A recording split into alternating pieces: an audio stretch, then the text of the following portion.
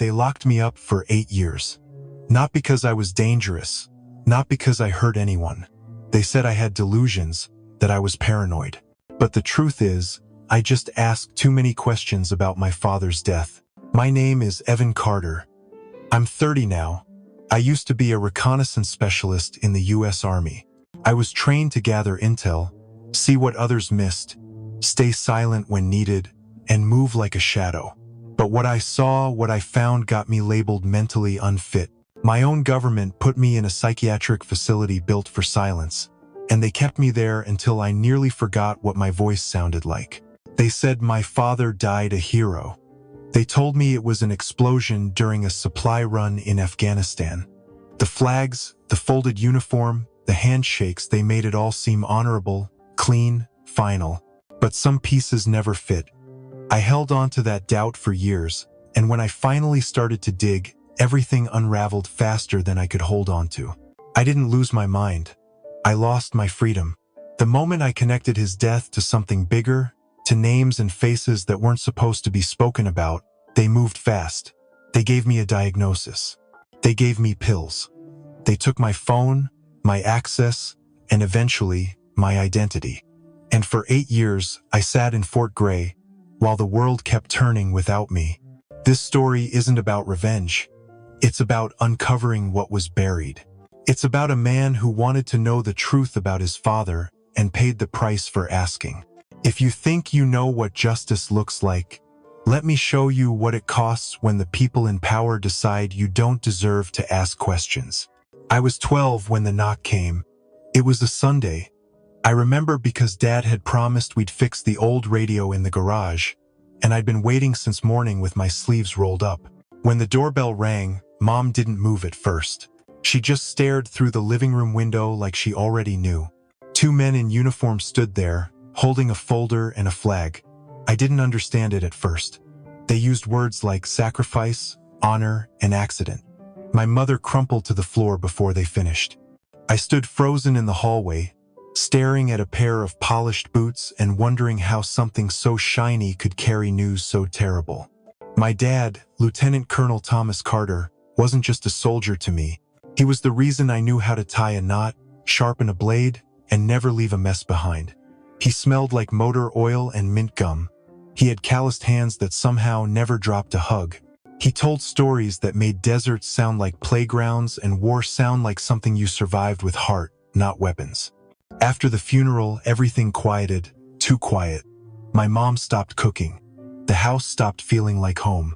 I kept going back to the garage, hoping I'd find a note or some unfinished project we could still finish together. But there was nothing, just dust and silence. I started seeing him in dreams. Sometimes he'd walk through the front door, toss his duffel bag down, and ask what I wanted for dinner. Sometimes he just stood in the hallway, looking like he was waiting for something too. I never told anyone, not even my mother. I thought if I kept him to myself, he might stay longer. A month later, we moved in with Laura, my dad's second wife. She lived in a cleaner house with whiter walls and colder air. She didn't talk much. She told me I needed to be strong for my mother. I didn't feel strong. I felt cracked in places I didn't know I had. At school, I kept my head down. I answered when called. I never raised my hand. But every time the classroom door opened, a part of me hoped it would be my dad, in full uniform, saying there'd been a mistake. That hope kept me warm for a while, long enough to keep breathing, long enough to learn how to walk through a world without the one person who always had my back. I didn't know it then, but that was the first time I started carrying ghosts. By the time I turned 18, there was only one path that made sense. I enlisted without hesitation. It felt like the only way I could stay close to my father, like every step I took in those combat boots might somehow trace his. Basic training broke me down and built me back up.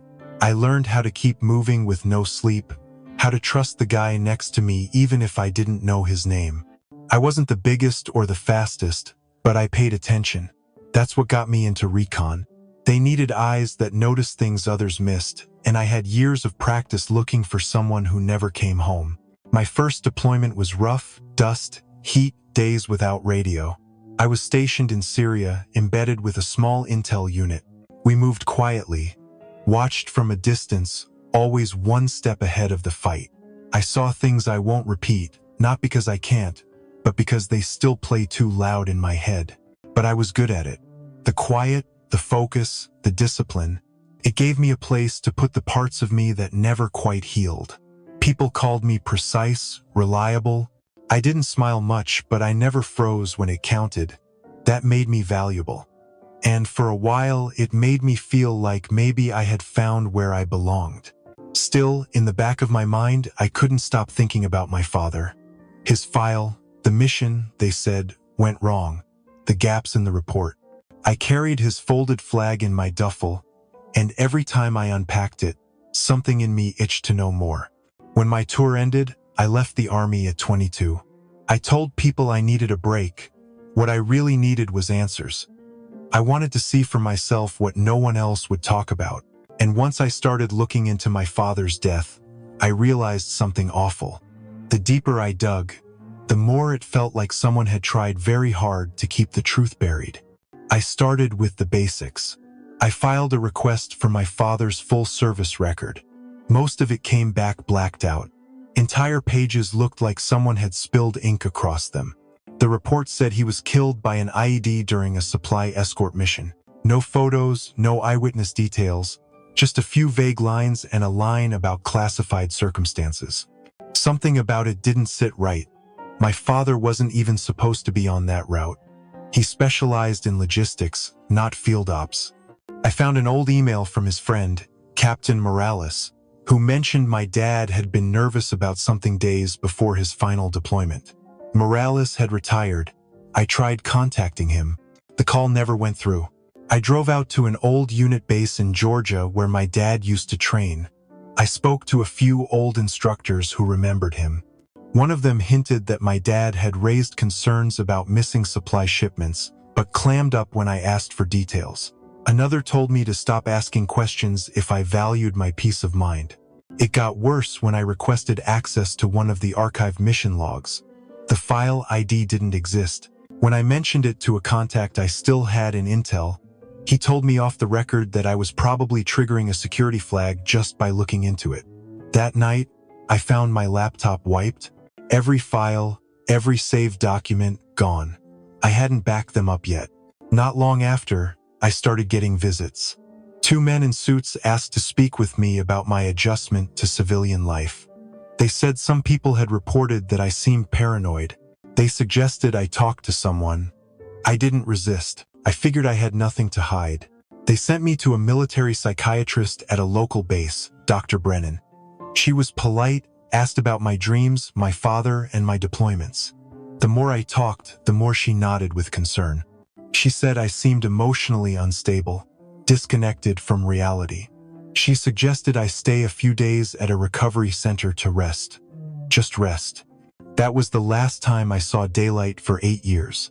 They moved me without warning, told me I'd be transported for observation. I woke up in Fort Gray, a place not even most soldiers had heard of. No phone, no visitors, no exit. I asked to call a lawyer. They said that was another sign of delusion. At first, I thought it was a mistake. I kept telling myself it was temporary, that someone would look into it and let me out.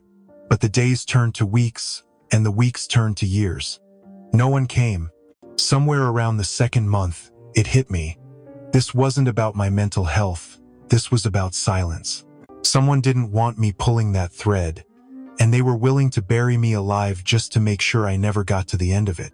Fort Gray smelled like bleach and metal. Every hallway looked the same. Pale green walls, flickering fluorescent lights, cameras in the corners that never blinked.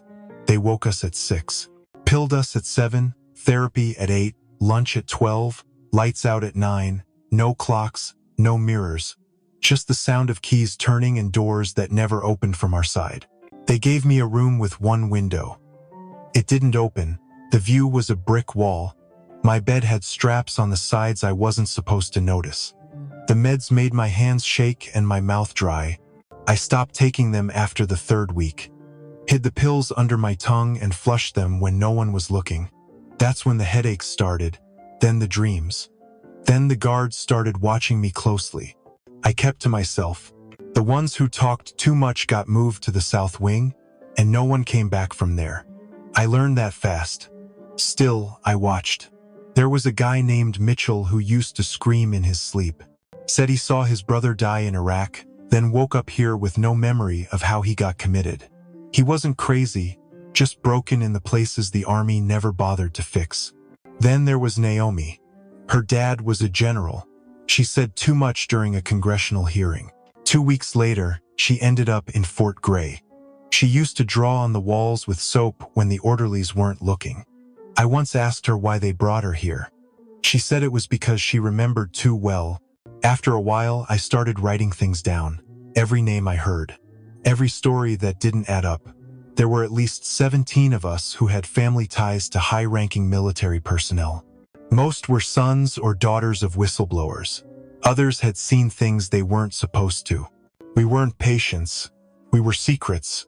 The guards never used names. Just numbers. I was 3,041. Naomi was 2,890. I stopped answering mine. Started leaving notes behind books in the common room. A map in pieces. Timelines.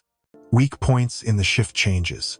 It took months, but eventually I had something close to a plan. I knew one thing. No one was coming to rescue us. If I wanted out, I'd have to do it myself. I didn't trust anyone fully, not even the others who whispered back. But I started watching for patterns. Which doors clicked open late? Which guards looked tired? Which cameras were real and which were fake? Fort Gray wasn't a hospital. It was a vault. And someone had thrown away the key because they were afraid of what we might say. I wasn't insane, and I wasn't alone. And the longer I stayed silent, the more I realized that staying sane in a place like this wasn't about survival. It was about remembering who you are when the world insists you're someone else. The night I escaped Fort Gray, it wasn't part of some grand, flawless plan.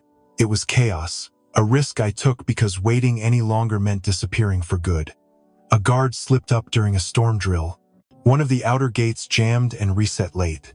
I ran. Fast. Through mud, blind in the rain, heartbeat louder than the sirens. I didn't stop for 2 hours. Didn't know where I was heading, just knew I couldn't go back. I found a payphone in a gas station 10 miles out, dialed the only number I remembered. Harrison. He'd been my father's legal counsel. One of the few people who showed up at the funeral and didn't just shake hands and vanish. He picked up. I didn't even say my name, just said the word Fort Gray. There was a long pause. Then he said drive. He met me in a cabin 3 hours later. Bought clothes, food, and a burner laptop. Said he'd been waiting years for a crack like this. That he'd tried to look into my father's case but got blocked at every turn. When I told him what I'd seen, what I'd documented, he nodded like everything finally made sense. Like the missing pieces were falling into place. Over the next few weeks, we worked like men possessed. Harrison pulled records. I traced people I remembered from Fort Gray, Naomi's brother, Mitchell's cousin. Survivors who had assumed their loved ones had vanished into addiction or suicide. We gathered testimony, letters, footage, and then we found it. The real break. It was buried in an encrypted archive Harrison had kept from his days working for the JAG Corps. A flag statement from my father, dated 6 weeks before his death. He had reported stolen weapons shipments tied to high-ranking officials, named names, raised alarms, then disappeared from the internal chain of communication. His report never reached the Pentagon. It had been intercepted, suppressed. With the statement authenticated and cross-checked, we reached out to an independent journalist whom Harrison trusted, a woman who had once been forced off air for exposing VA corruption. She didn't hesitate. We leaked everything. The story hit like a lightning bolt. Fort Gray, the whistleblower disappearances, the families who never got closure. It was too much to ignore. Within a week, congressional hearings were announced. Names started falling. First minor players, then senior staff, and finally, the ones who thought they were untouchable. Dr. Brennan lost her license. General Rawlins resigned under pressure and was later indicted. Fort Gray was exposed for what it really was: a prison wrapped in medical tape. The media called it a national disgrace. I called it long overdue. I wasn't after revenge, but I wasn't going to let them bury the truth alongside my father. The lie they built their careers on had finally collapsed, and for the first time in 8 years, I could breathe without looking over my shoulder. The courtroom was colder than I expected. Rawlins sat with his jaw locked, his uniform stripped of its medals. He didn't look at me once. Brennan was quiet, too, pale, hollow-eyed. The verdicts came fast. Guilty on all counts for conspiracy, unlawful detainment, and obstruction. Fort Gray was ordered shut down permanently. Every patient was reviewed, every record unsealed. They called it justice. I called it the bare minimum. The government issued me an apology, offered a settlement, said I could rebuild my life with a clean slate, but nothing they gave me could return those years. The silence, the isolation, the feeling of being erased. Still, I took the check, donated most of it to advocacy groups for military whistleblowers, kept just enough to buy a place far from Washington, somewhere quiet, with sky and trees and space to think. People asked if I forgave them. I said no.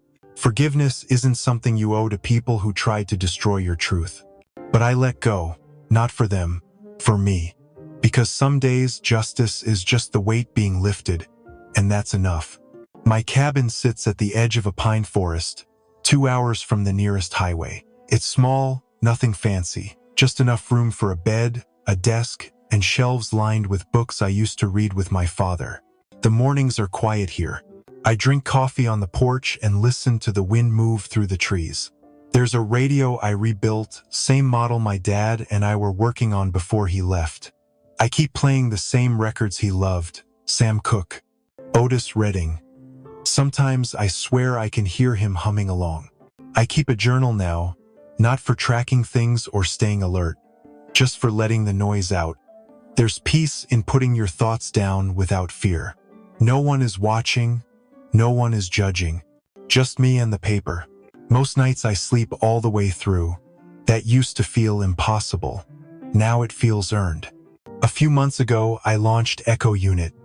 It's a small network, just a handful of us at first. Veterans, survivors of places like Fort Gray, people who were told to forget what they saw or who they were. We share stories, track missing records, and help families reconnect with the truth.